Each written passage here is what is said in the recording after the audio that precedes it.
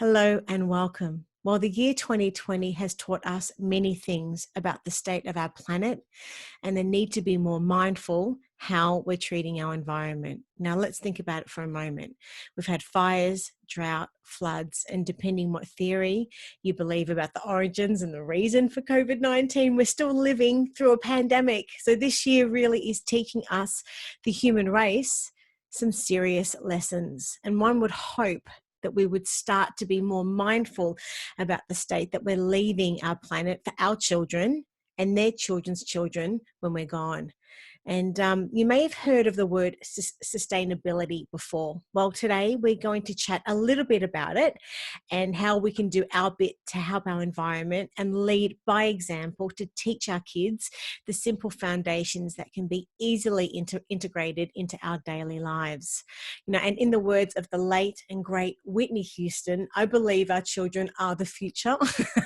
Teach them well and let them lead the way. So how can we start to teach our kids about sustainability? Well, food is a great place to start. And our special guest, Rachel Favilla, is here to talk to us about it today and also about the art of minimising food wastage. Now, a little bit of introduction about our guest.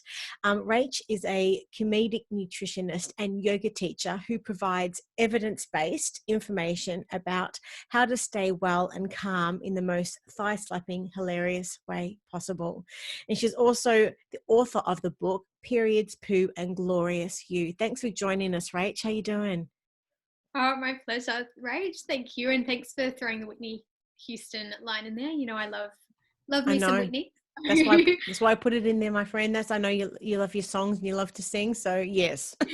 Now, before we sort of get into the nitty gritty, I just wanted to address that there's a lot that encompasses sustainability. It's a really big piece to talk about, and that's not what we're going to talk about today. But I just wanted to define a little bit of that, so people don't think that we're just sort of speaking about sustainability being one thing. There's a lot that encompasses what it is, and there are three main pillars of sustainability: economy, society, and environment.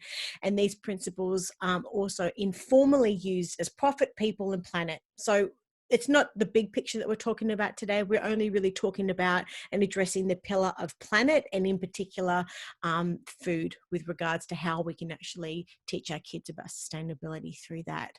And we hear a lot about corporate organizations speaking about their pledge to sustainability. And of course, we're the opposite end of that spectrum too. We're not talking about the big stuff, this is small stuff and for kids. So in your view, Rach, why do you think that food is a great place to start with teaching kids about sustainability? I think because it's just so tangible, like it's right there in front of them, and there's a few different avenues you can go down. Yeah. So you can talk about food wastage, you can talk about composting, you can grow food. So I guess it's just, I mean, and they eat probably at least 3 times a day. So there's always just something little a little seed, pardon the pun, that you could plant in there. And I think even with us adults, like food is such a great metaphor a lot of the time for bigger issues. We can, I think, always find a food metaphor to be to teach us something bigger. And yeah, I think just with kids, they're such sponges. So just using every little opportunity you can to like make it fun, make it playful, get them involved. And I feel like food is just one of the things with everything, it just brings us together, doesn't it? So I guess why not with this topic as well? I really do think it is a great place to start with teaching kids about this stuff. But as you said, it is something that we do, and kids eat constantly throughout the day. So yes, great idea and great place to start. Now, talking on a larger scale about adults, of course, you know, people's lifestyle is their own choice, and however people choose to live their own lives is 100% their own decision, and rightly so.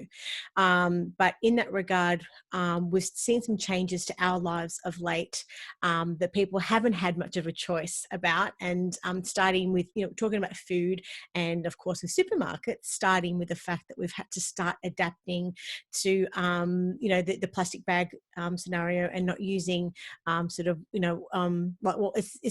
reusable plastic bags, isn't it? So from that perspective, there's so much that incorporates sustainability. So we have to make it age appropriate for kids. So in your view, where do parents start with having age appropriate conversation with kids? And, you know, where do they start? I think a great way to start with kids, and I actually last year worked on a STEM project at a primary school with some teachers. They were doing so STEM, science, technology, engineering, maths. They had to all make healthy lunch boxes, but they all had to use was all about sustainability and minimizing plastic and using the whole food, and they tied it in with nutrition. And so kids, like, I think for starters, give them more credit. I think sometimes we try and dumb things down too much. These kids understood not majorly complex things, but they were really switched on, and they just wanted to learn more, and they picked it up really quickly. So I think a really great way, I mean, they're learning this at school.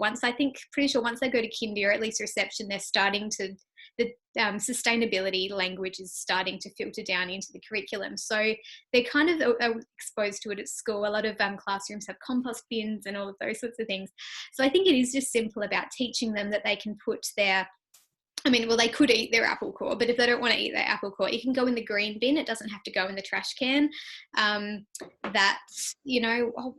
we can plant some herbs in the garden, or, just those sorts of things. Like, you can do it straight away with them, and just teaching them, to eat more produce, less packets. Like a banana doesn't need we doesn't need to go get wrapped because it already comes with its wrapping. Or we can just put some we could make something homemade as a treat to take to school. We could just put it in a little container rather than something that comes like pre-packaged with a whole lot of other packages in a big package, those sorts of wrapped things. So yeah. So if we break it down, looking at food as the starting point, as you mentioned before, we can plant a garden, of course, with kids, and they do that in a lot of kindergartens and preschools.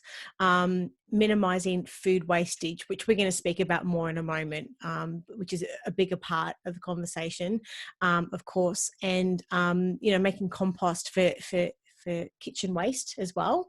Have you done much of that sort of stuff before? Me? Yeah, Personally? kitchen. I've never actually sort of made kitchen compost before, but that is something that, of course, that we can sort of do quite easily, which is good for the garden as well. It's totally easy. It's as simple as getting just a little countertop bin. Yep. So like, it'd be a mini trash can from one of the cheap shops. Some councils actually offer them to people, and you just line it with a biodegradable plastic bag if you want to keep it tidy, or you can just chuck it straight in. And all your food scraps and things, if you buy, when you make muffins or do baking, if you do the biodegradable paper, then you can put that in there as well. Like, even when you get takeaway in like a cardboard box with that, it's got like a bit of dressing or pizza stuff stuck to it, that can go in there as well. And then when that's full, you just take it out and put it in your green bin.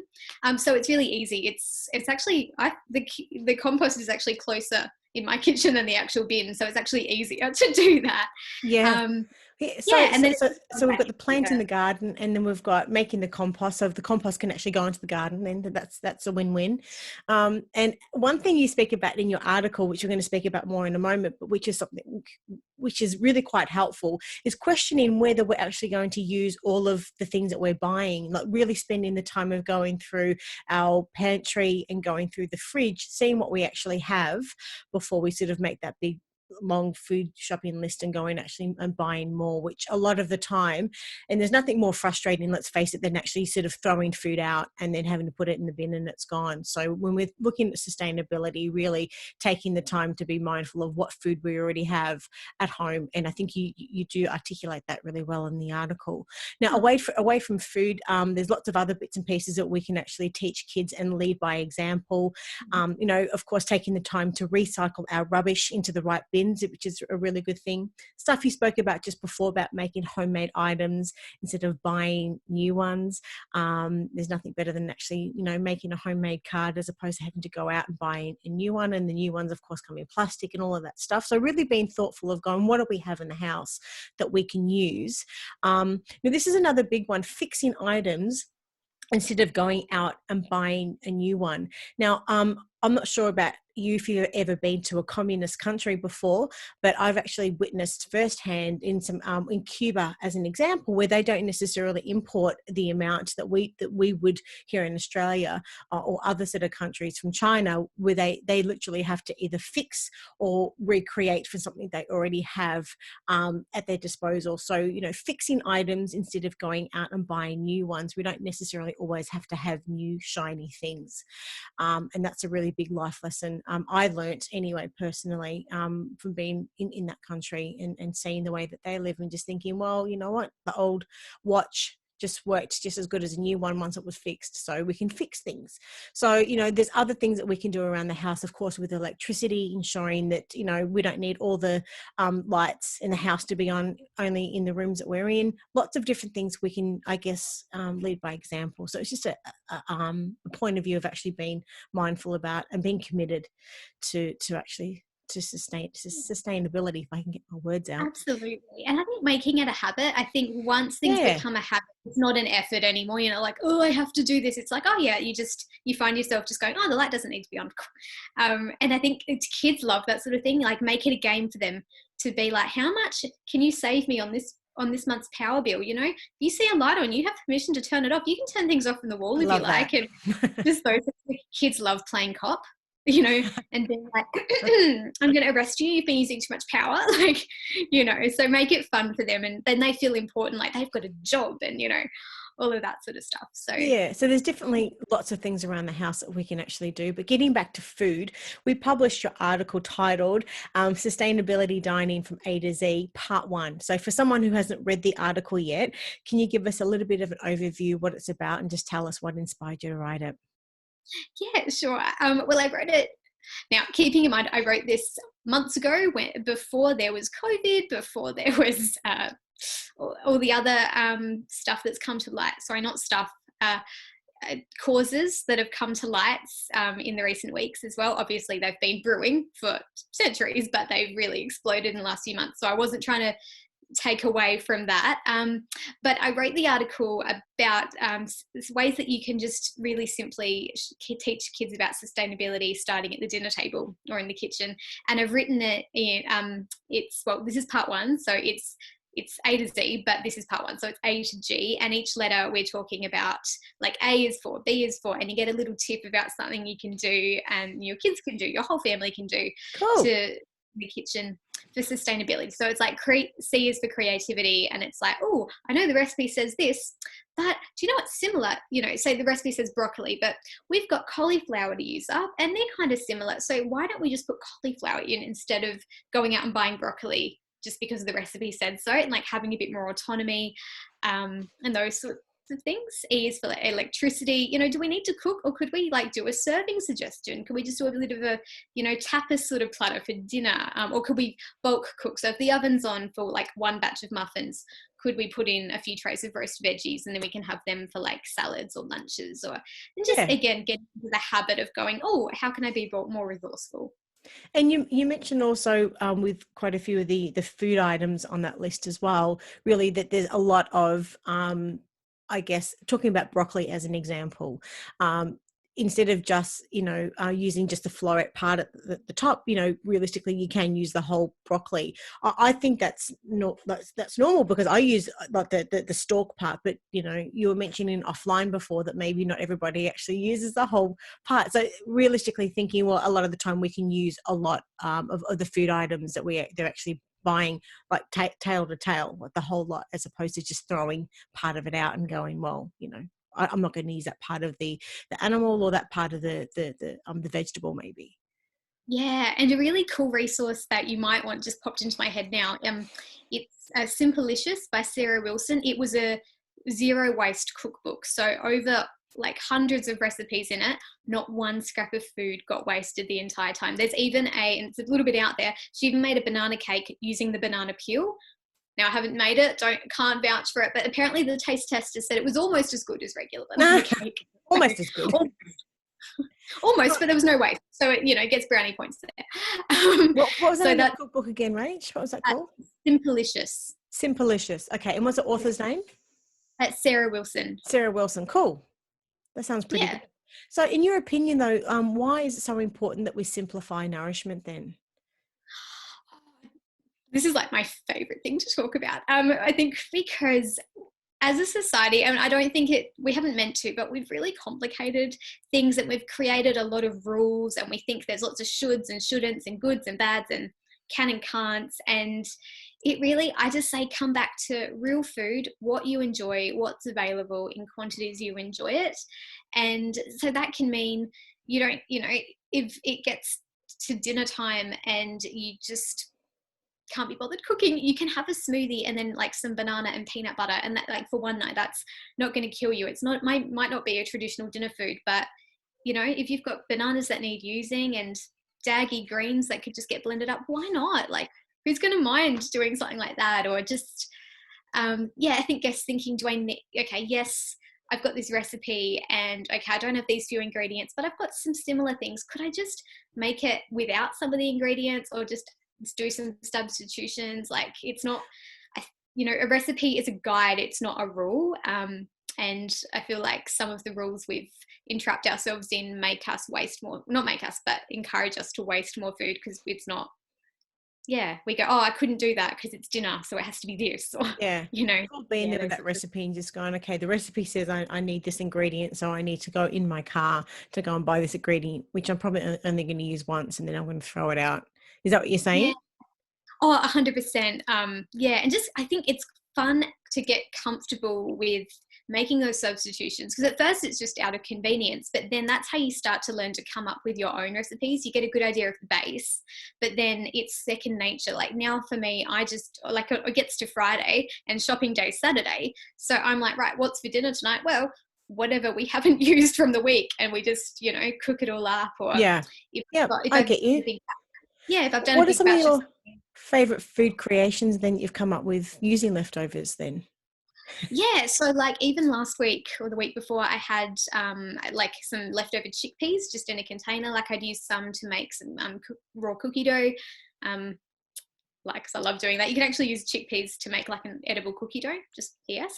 But I was like, oh, like, what am I going to do with the rest of them? And I ended up blending them with, I also had leftover pumpkin that needed using. So I blended that up and added some flour and bicarb soda, and did like half savory muffins. And then I added some stevia vanilla chocolate chip to the other half. And I had half sweet, half savory muffins made from pumpkin and chickpeas and a few other things that I There you already had on go. hand. And they were like the best choc chip muffins of my life. They were great. I actually made more just before I got on the call. So yeah, just things like that. Well, I Gosh, I mean, think just I think it's dressing. about being committed to actually to sustainability, instead of thinking, well, like you said, instead of throwing that food out and then realizing I needed something sweet, maybe, or I wanted something sweet a day or two later, you've actually compiled everything that you had and created something with it's a little bit of effort and a little bit of thought. Really, that's all it is, isn't it? Yeah, and just going, why not? Maybe that could work. Like I've had some flops, but for the most part, most things have been edible. And you know, just even really simple things like daggy veggies can be dressed up with a really simple dressing made from, you know, olive oil, some sort of vinegar, and all your favorite herbs and spices. And then Yeah. you just serve that with some rice or pasta, and dinner's done. And it's not a recipe; it's just and a serving suggestion. and it really can be a fun activity, I guess, with kids too, is actually finding ways to be able to use what you've got and come up with something creative and delicious and Yeah, healthy too, which is all good stuff. But you know, I guess food wastage may seem like a little bit of a trivial issue with everything that's been going on around the globe of late as well.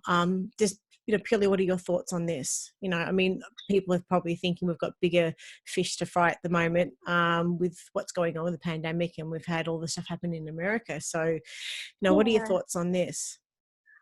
I think I need to tread gently with what I say. I think it's that, I guess what I've been learning a lot this year, especially in the last few weeks, I've been doing a lot of reading and trying to educate myself more on all of the issues that have been brought to light. And I think it's that one, sustainability is always going to matter. Food wastage is always going to be something that we have power over just by simply using what we have and being mindful of that.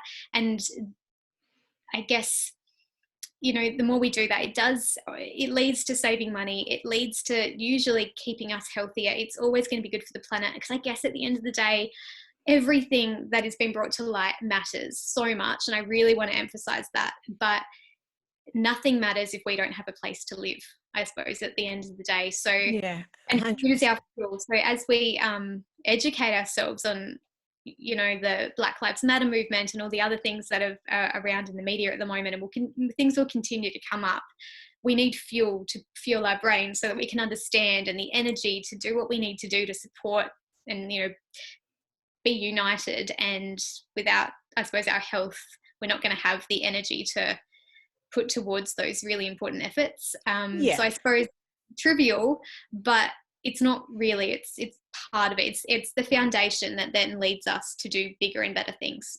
Yeah, as you said, it is the foundation, and with everything that's happened, looking at first of all, okay, well, the fires and everything else, as you said, we need somewhere to live, and with climate change and global warming as well, with COVID-19, we've had to naturally learn to be more sustainable with our food, because we went through that phase with stockpiling and going to the supermarket, and there wasn't stuff on the shelves where it was readily available.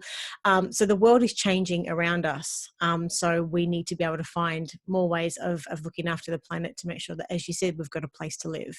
And this is something that there probably isn't any other more important time, I guess, in our generation than right now to be teaching these things. So I agree. I do think it is something that we need to be having these conversations, and just being mindful on a day-to-day basis, just what can we do to start, and of course leading by example so the kids actually see it. But the other thing is also too, and also financially, everyone's going through, not everyone, but a lot of people are going through some form of we are in a recession, financial struggle at the moment too. Sustainability and eating sustainably can actually, as you mentioned, help us save money as well. So lots of different reasons for us to be considering this sort of stuff. And at least if this conversation just prompts a thought in someone, a viewer or someone listening or watching, and it starts them just doing something different, hopefully it can start a wave of good stuff happening out there. But as much as this is about physically living in a more sustainable way, it's also, I think, about shifting our mindset and views on sustainability. And I think if you care about something enough, you're going to stay committed to the cause. This shouldn't be something that we're just going to do for 5 minutes because there's all of this stuff happening at the start of the year. So I wanted to ask, in your opinion, how can we become more committed to becoming sustainable for the long term, really? Do you mean in general? Yeah, I mean, how and why do you think we should really help, or what's going to help a viewer or a listener sort of stay committed to their cause of living their life more sustainable? I can't say the word sustainability. Yeah. Well, what I guess I can only speak for myself, but what I do, and it's been a learning curve, as it is for everyone. But I think first just acknowledging that whatever you're currently doing, it's a result of the way you've been raised, the environment you've been living in. So up until this point, you've been doing the best you can. So I think forgiveness and acceptance is a good way to start, not acting out of guilt. And I think just going, what's something little I can do? None of us are going to get it right every day. I still have a car. I'm not ashamed of that. Sometimes I need to drive at places, but could I walk? Oh, actually, I could walk to that thing. I could take my bike to that thing. It's not like I always, use up everything in my pantry and kitchen before I go to the shops. But even if it's just like I'm out the door, oh, actually, no, I probably don't need to go out the door and get something new. I could just use this. It's, I think, just about almost making it a game, like how little impact can I have today? And, not then if you find yourself falling back into an old habit going, oh, that's right, and just trying again. And it doesn't have to be everything all at once. So we've talked about a lot in this one episode, little talk, whatever we call this, with video.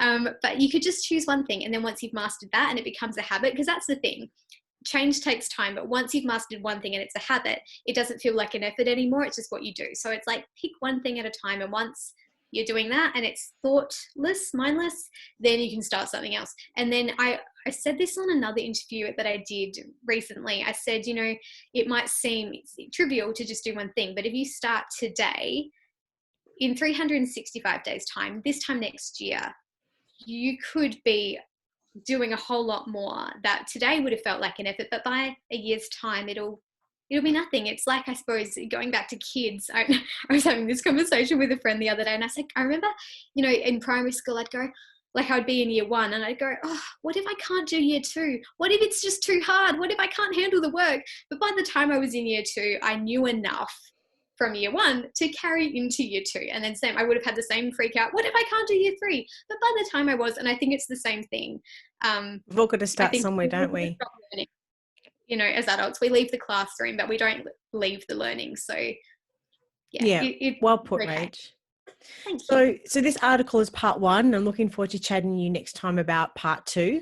We'll have a link through to the article, which is the A to G of the alphabet, as to what we can be doing to bit by bit living a more sustainable life. So hold tight, and looking forward to speaking with you about the next list. In the meantime, if parents have got any questions for you, whereabouts can they find you? Probably at the moment, my favorite place to hang out is Instagram. So I'm just Rachel Favilla. So the little @ Rachel Favilla, RACHEL Favilla. So F for Freddie, A V for Vixen, ILLA. I'm also on Facebook at Real Soup for the Real Soul. Or there's my website, allthews.realsoupfortherealsoul.com. All the I got W's. TikTok. I got TikTok in isolation. So if you're on TikTok, find me. I'm also at Rachel Favilla. Awesome, Rach. Well, thanks for the chat, and look forward to the next one. Take care till then. See ya. Bye.